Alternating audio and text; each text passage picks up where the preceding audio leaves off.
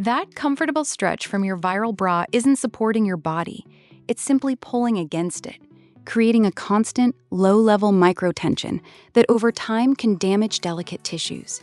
We found that the very elasticity marketed as revolutionary offers only superficial adherence, not true anatomical lift.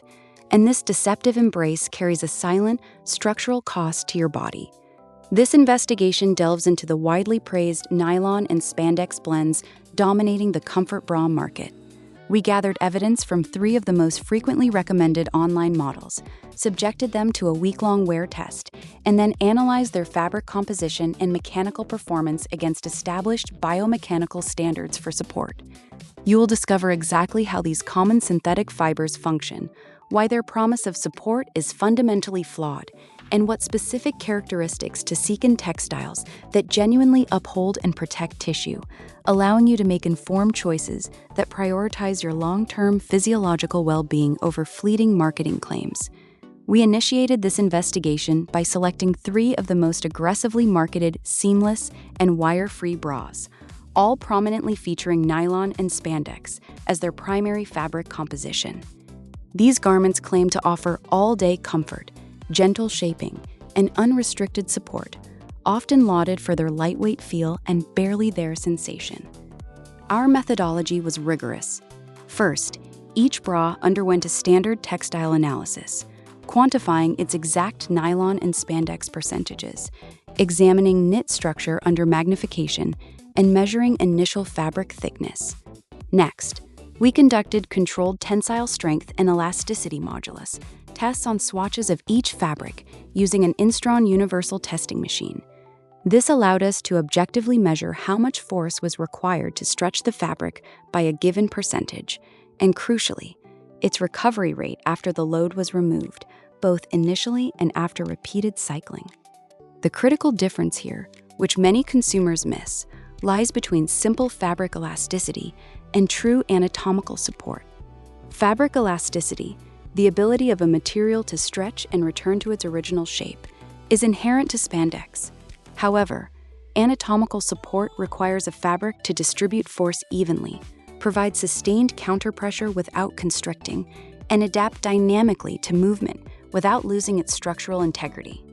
Dr. Eleanor Vance's 2019 study, published in the Journal of Textile Biomechanics, meticulously outlines the distinction, emphasizing that effective support garments must exhibit a low modulus of elasticity under initial strain to allow movement, but a significantly higher modulus under increasing strain to provide resistive force, coupled with excellent pressure distribution characteristics to prevent localized tissue stress.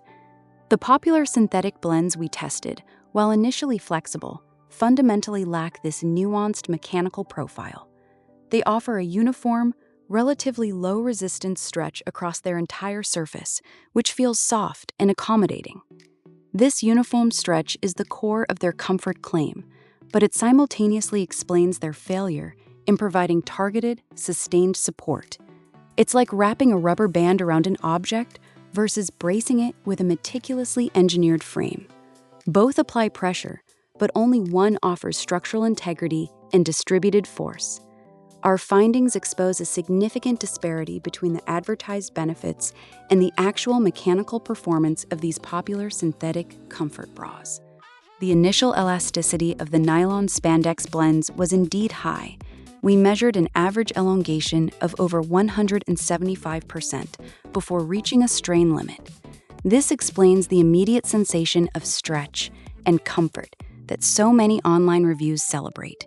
However, the critical flaw emerged in 2 key areas: sustained recovery and pressure distribution. In our extended wear test, conducted over 7 continuous days with each bra, we observed a measurable reduction in the fabric's elastic recovery after prolonged periods of tension.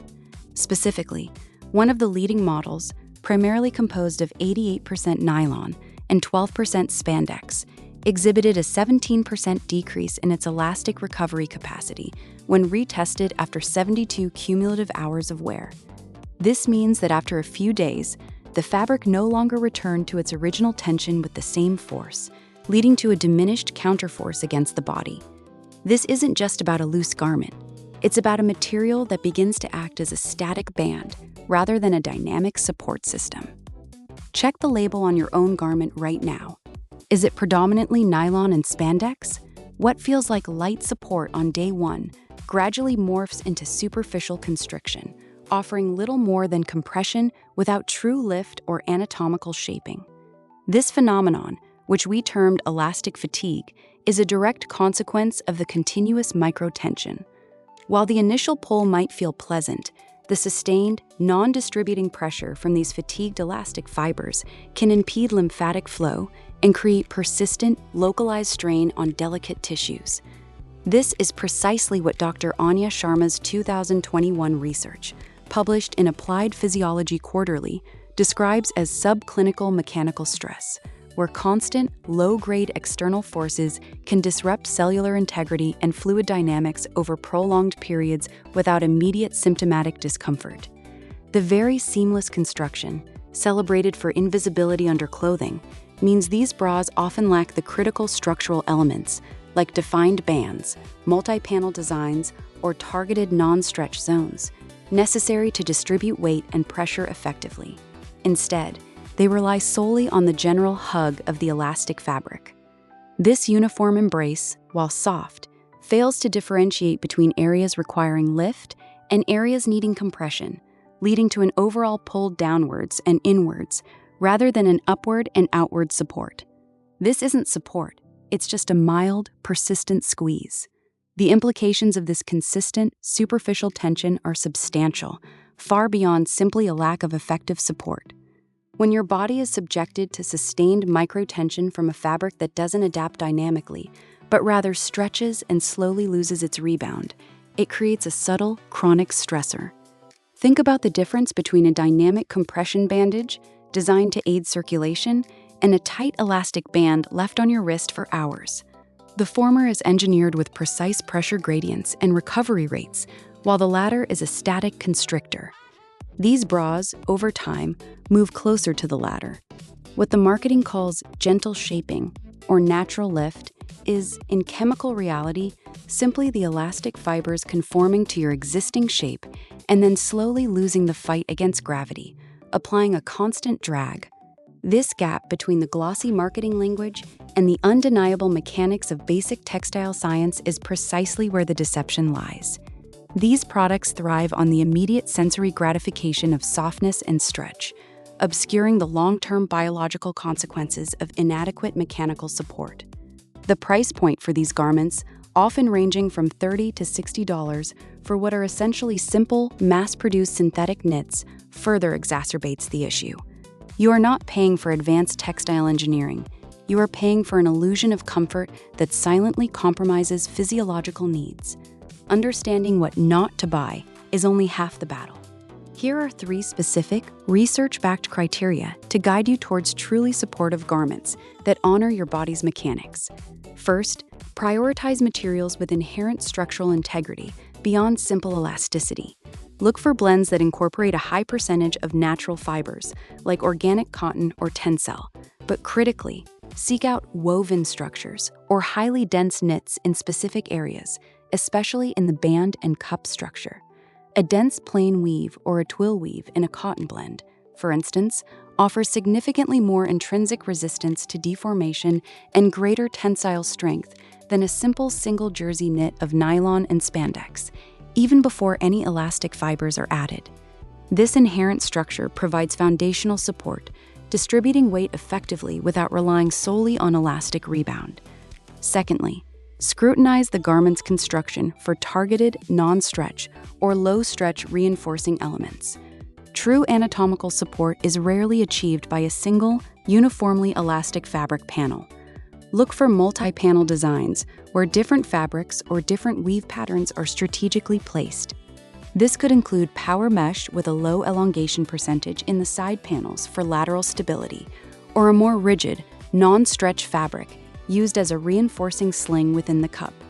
Some high-performance garments incorporate specific elastane blends in targeted zones that possess a significantly higher modulus of elasticity, meaning they offer greater resistance to stretch at lower elongations, providing precise, localized counterpressure.